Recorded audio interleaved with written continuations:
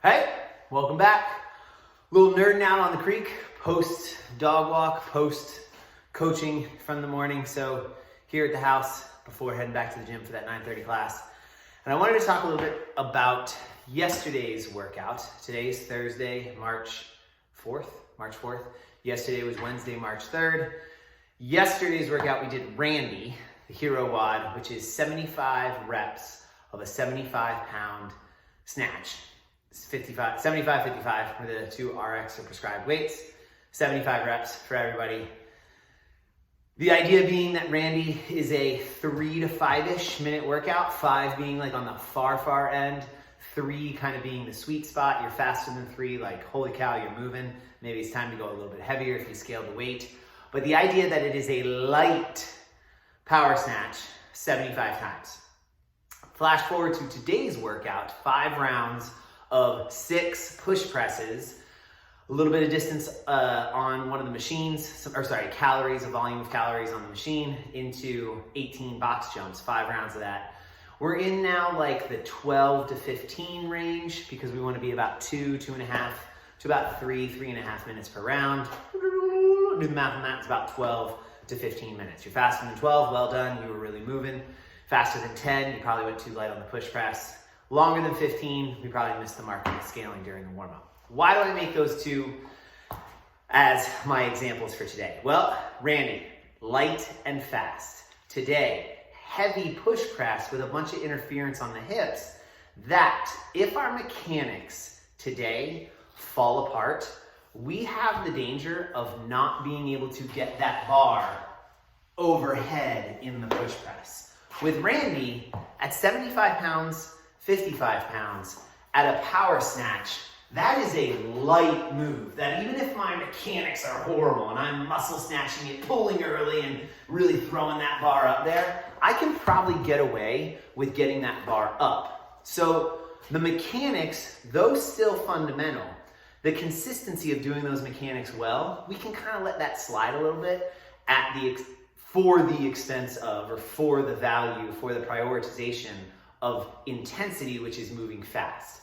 Now, not to say just let it all fly and do whatever you want to do and then it's unsafe and we lose the mechanics with Randy. We still want to move well, and that's where some of the technique, we worked up to a heavy 3 touch and go power snatch, dialed some of that in. But for today, what I would argue is that you need to do your hip action, aggressive hip opening on, or closing on the dip, opening on the stand with that push press, because if you don't, the bar is going to get to here if you press early, and you're not pressing it out, especially in the 3rd, 4th, 5th round when you get fatigued. If my dip, my very violent closing of the hips, very violent opening of the hips is sound, and my timing is core to extremity, then I'm going to get that bar up, and I'm going to be able to pick a weight where I can do 6 unbroken. But if it was 8, 9, 10 unbroken, ain't gonna happen. Why does all that matter? Well, as your coaches, we are gonna spend a lot more time with that push press progression from the level 1 and the level 2 manuals. Well, we're gonna harp on the timing and the position of the starting position, the dip, and the finish position overhead. We're gonna focus on those static positions. Then we're gonna focus on the timing of the dynamic movement where I am dipping, standing, squeezing, then pressing.